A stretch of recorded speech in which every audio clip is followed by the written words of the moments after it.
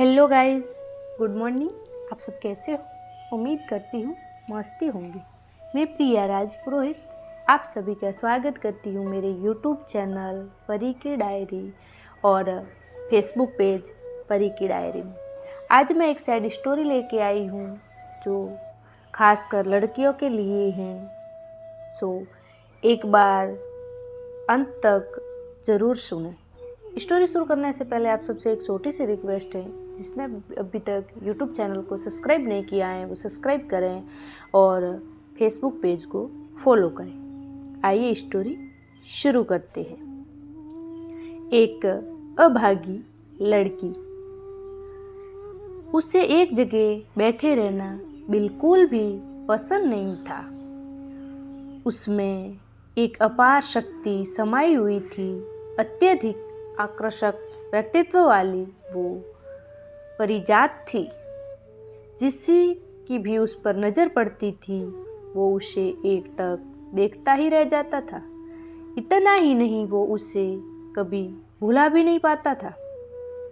पारिजात गेहूं वर्णी प्रमाणसर शरीर वाली, न ज़्यादा अधिक न ज़्यादा कम हाइट, कॉलेजियन लड़की थी। चेहरे के रंग रूप से एकदम जन्नत की अप्सरा, पर गेहूं वर्णी सवाल तो हमेशा उसकी जीभ पर ही होते। उसकी जानकारी अपार होने के कारण बौद्धिक और रसप्रद सवाल अपने साथ पढ़ने वालों को पूछती रहती, तो कभी कभी बेवकूफ़ों वाले सवाल भी पूछ देती। जैसे कि कई बार वो अपने साथ आने वाले लड़कों को पूछती कि तुम लोग को खबर तो है कि वो पारिजीत तुम्हारी कभी नहीं हो सकती, फिर क्यों उसके पीछे खुद का समय और पैसा खर्च करते हो? ऐसा सवाल पूछने से कारण कोई भी कॉफ़ी शॉप में बैठा हुआ उसका आशिक भला कैसे बिल चुकाने की हिम्मत करता? गजब की मनमौजी लड़की थी वो। मैं जब स्कूल में पढ़ता तब से पारिजात व पहचानता था। वो स्कूल में भी सबकी प्रिय थी और मैं सबसे निकट। स्वाध्याय से लेकर शिक्षक, lab assistant, bus driver, conductor सभी उसके ही नाम का रटन करते रहते। वो कभी बस ड्राइवर के पास से ड्राइविंग करने के नियम सीखती तो कभी लैब में 2 केमिकलों को मिश्रण करके धड़ाका करती और लैब असिस्टेंट के साथ मिलकर खड़खड़ाहट हंसती। एक बार उसने अपना सूटकेस भरकर अपने नए पुराने कपड़े लैब असिस्टेंट को उसकी बहन के लिए दे दी। जब मैंने उसे पूछा तो कहने लगी ओल्ड फैशन के थे, उसके साथ ही बड़बड़ा भी जाती हैं। नकामों बिना काम का जब देखो तब उतरा हुआ चेहरा लेकर ही घूमता रहता है। नफरत है मुझे उसके प्रति। मैं आश्चर्य से उसे ही देखा करता। पारिजात के मन को समझना अशक्य था। पारिजात का जीवन एक खुली पुस्तक है समान है। पारिजात का लालन पालन उसके मामा मामी ने किया था। उसके बाद में सबको हर बात का पता होता, क्योंकि वो बोलती भी इतना ज़्यादा थी। फिर भी मुझे कई बार वो रहस्यमय लगती। मैं उसे हमेशा कहता रहता कि कभी तेरी गहराई में डूबकर तुझे जानना है, और वो हंसते हुए जवाब देती, मैं तो नदी हूँ, मुझे पानी सिवाय कुछ नहीं मिलेगा। जितनी गहराई में जाएगा उतना ही ज़्यादा पानी मिलेगा। याद रख, मोती हमेशा सागर से ही निकलते हैं, नदी से नहीं। एक दिन अपने चेहरे पर लाल चटक बड़ी बिंदी लगाकर आई, फिर हंसते हुए बोली ओल्ड फैशन। मैंने मन ही मन सोचा, क्षितिज पर उगता हुआ कभी सूरज ओल्ड फैशन कैसे हो सकता है? कुछ जवाब दिए बिना ही मैंने एक हल्की स्माइल की। उस दिन वो मेरे हाथ की रेखा देखने लगी। उसके अनुसार मेरा प्रेम कोई दूसरी लड़की होगी और मैं शादी किसी दूसरी लड़की से ही करूँगा। मैंने कहा, ला तेरे हाथ की रेखाएं मैं देखता हूँ। तो उसने अपने हाथ की मुट्ठी बंद कर दी। ना अंश, मेरे हाथ में रेखा ही नहीं है, सब पानी में बह गई है। कभी कभी लगता कि पारिजात एक कस्तूरी हिरनी है जिसे देखने की सबसे पीछे ही घूमते रहते हैं। उसे पाने के लिए सबकी होड़ लग गई है, जबकि हकीकत में वो कहीं की नहीं है।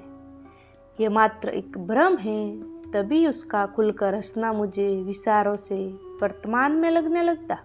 मैं उसे अपने सबसे निकट समझने लगता जब उसे कॉलेज में एडमिशन लेने को था। तब वो मेरे आगे पीछे घूमती और कहती, अंश अपने दोनों साथ में ही पूरी पढ़ाई करेंगे। मैं भी उससे हैरान करता, पूरी जिंदगी मेरे पीछे ही घूमेगी। तू जब साथ होती है तब कोई दूसरी लड़की मेरे पास भी नहीं आती है और तू मेरी होना भी नहीं चाहती। एक दिन उसे अत्यंत गंभीरता से कहा, अंश मैं सिर्फ तेरी ही हूँ, बस।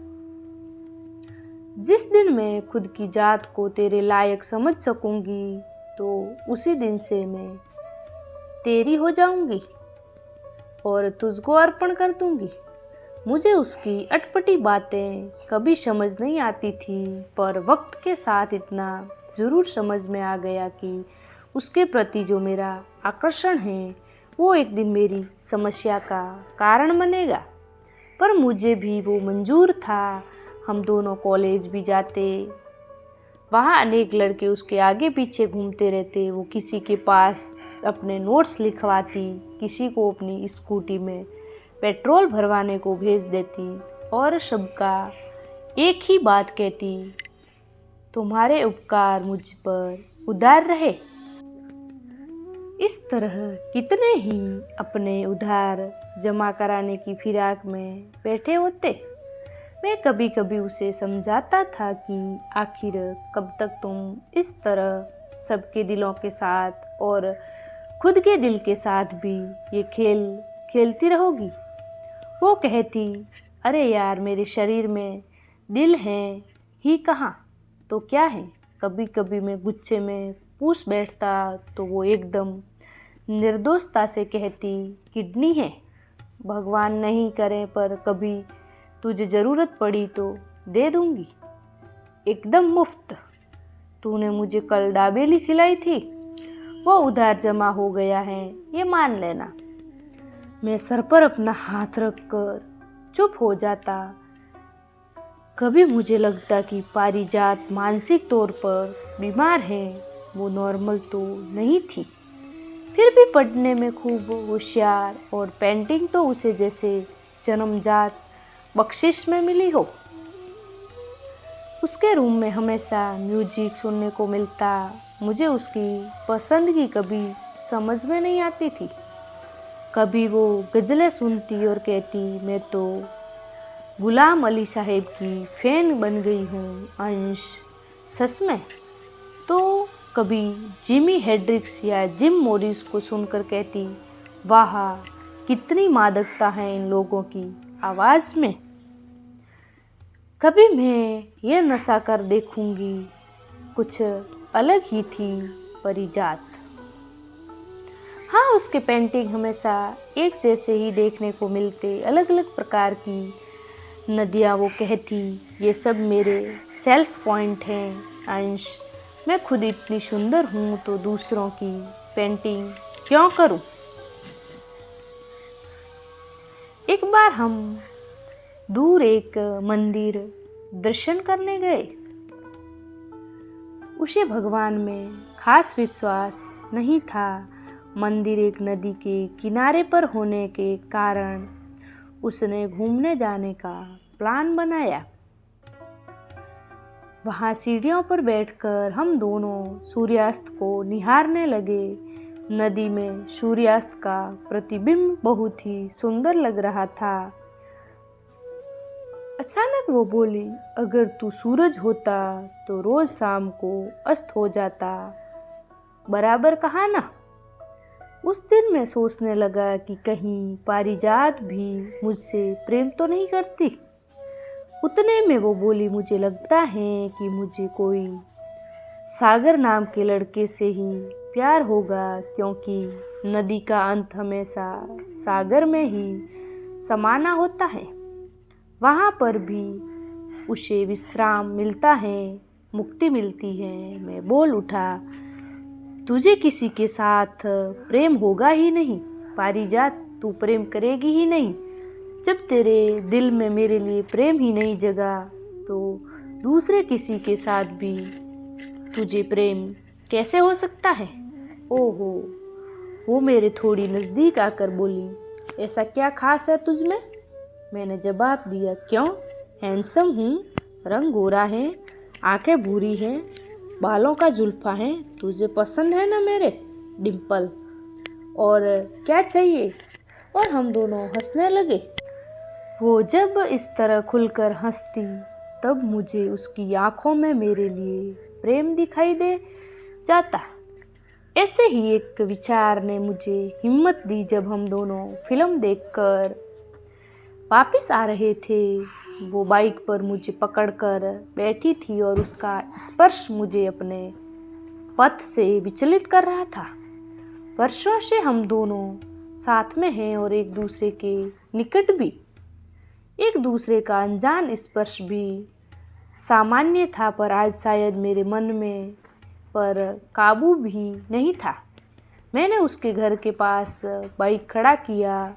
उसने कहा, थैंक्स अंश, तेरे कारण ही आज मेरा दिन बहुत ही अच्छा गया। वो जाने के लिए घूमी ही थी कि मैंने उसका हाथ पकड़ लिया और ज़्यादा विचार किए बिना ही बोल दिया, तेरी पूरी जिंदगी इस तरह ही सुखमय बनाना चाहता हूँ। तेरे साथ में जीना मरना चाहता हूँ। पारिजात, मैं तुझसे प्रेम करता हूँ। अब पारिजात के बोलने का हक था। उसने 2 मिनट के लिए मेरी नज़रों में उसकी नज़र मिलाकर देखने लगी। वो उसी जाने अनजाने भाव से देख रही थी जिसे मैं आज तक समझ नहीं पाया। फिर उसने पूरे अपने दूसरे हाथ से अपना हाथ छुड़ाकर बोली, एक दिन अच्छा बीता है मिस्टर। ये सुंदरता और ताजगी आजीवन नहीं रहने वाली। अब तू जा, बाइक धीमे चलाना और घर पहुंचकर मैसेज कर देना। इतना कहकर वो सीधी अपने घर में चली गई। पीछे मुड़कर भी उसने फिर देखा भी नहीं। मैंने बाइक स्टार्ट करके अपने घर की ओर जाने को निकला। शायद रात आज ज़्यादा अंधकार में थी या मेरी आंखों के आगे अंधकार छा गया, क्या पता न जाने कैसे मेरी बाइक डिवाइडर क्रॉस करके सामने की ओर चली गई। जब बेहोशी की हालत से बाहर निकला तब खुद को हॉस्पिटल में पाया। सिर पर 8 टाँके आए हुए थे। किसी प्रकार की आंतरिक मार न होने के कारण सुबह तो मुझे डिस्चार्ज कर दिया। 4 दिन होने को आ गए, फिर भी पारिजात का कहीं पता भी नहीं था। वो न तो मुझसे मिलने आई, न ही मेरी खबर तक पूछी।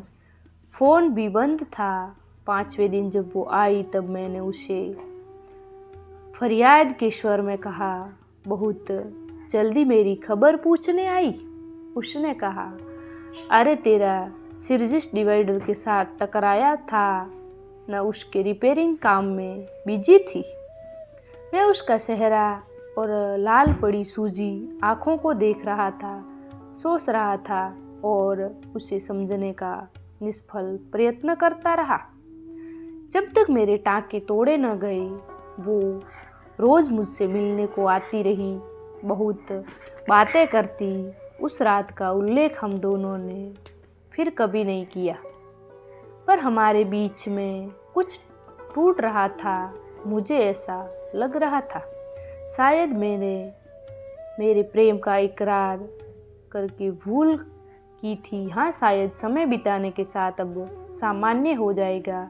ये सोचकर एक दिन बीतने लगे। नौकरी मिलने के साथ ही घर से सभी सदस्य मुझे विवाह करने के लिए बाध्य करने लगे। पारिजात भी परिवार के लिए मेरी जवाबदारी को समझकर आखिर थक कर मैं भी यह रिवाज को निभाने को तैयार हो गया। मुझे भी लगने लगा अब पारिजात का भ्रम छोड़ना ही पड़ेगा, उसके माया जाल से बाहर निकलना ही होगा। उस रात को अचानक ही टेलीफोन की घंटी बजी और सामने से पारिजात का आवाज़ सुनाई दिया। सुन, आखिरकार मुझे सागर के साथ प्रेम हो ही गया। हेलो, सुन रहा है ना? हाँ, सुन रहा हूँ और जानता भी हूँ कि गोवा का दरिया किनारा है, इतना सुंदर, कौन उसके प्रति आकर्षित नहीं होगा। बस शांत, तू मुझे कुछ ज़्यादा ही समझने लगा है अंश, और मुझे ये बात बिल्कुल भी पसंद नहीं। तूने तो शादी कर ली, मेरा पीछा भी छोड़ दिया। अब उसको समझ और उसे जानने का प्रयत्न कर जो तेरे साथ बंधी हुई है। और उसने फ़ोन रख दिया। शादी के बाद मेरी फर्स्ट नाइट थी और पारिजात के साथ बात कर रहा था, पर शायद लास्ट बार मैंने अपने मन में नक्की कर लिया था कि अब कभी उसके साथ बात नहीं करूँगा।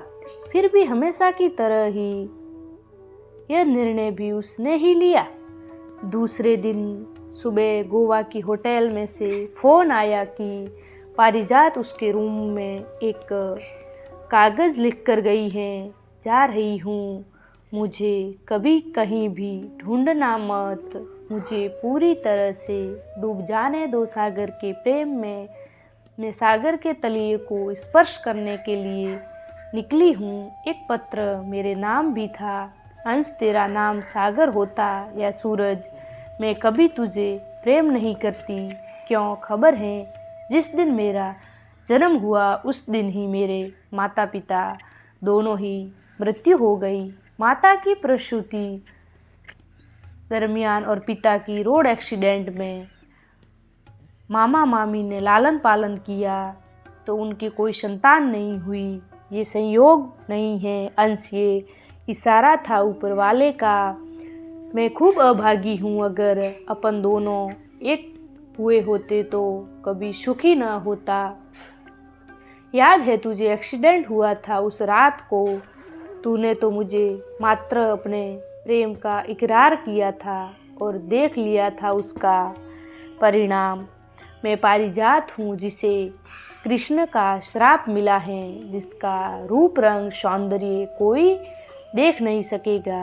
तू अगले जन्म में भी अंश ही बनना, मैं तेरी बनूंगी, मात्र तेरी। रात रानी बनकर तेरी सभी रातों को महका दूंगी, हर जन्म में पारिजात बनूं।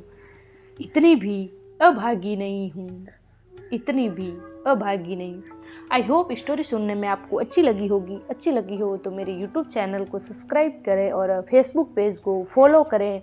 इस स्टोरी में जो पात्र का उपयोग किया गया है वो एकमात्र काल्पनिक है, सो कोई अपने दिल पर नहीं लें। और मिलते हैं